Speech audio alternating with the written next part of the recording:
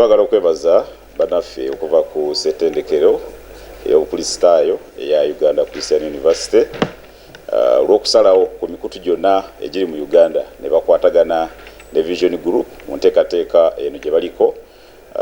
okutuukiriza obuvunaanyizibwa obwaweebwa okutegeka olunaku olw'abajulizi olw'omwaka guno.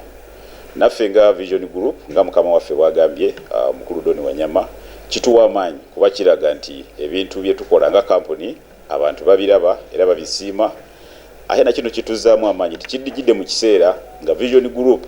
nga kampuni tuli mu kujaguza emyaka 40 bukya etandikibwawo, so kigenda kutuyambako era okwongera okutuukiriza ensonga yaffe ey'okulaba nti tuweereza bulungi abantu tukwatagana nabo tusobola okukola ebirala nga tweyongerayo kubanga bannaffe aba UCU batusabye nti tebaagala tukobe ku kino kyokka kibaddewo leero naye baagala omukago guno gwe tutandiseewo olwaleero gugende mu maaso tukole ebintu bingi tubeere ddala nga ffenna tuli baaki tuli bantu bawamu. Download the app on App Store or Google Play Store now. Vision Digital Experience, the future of media.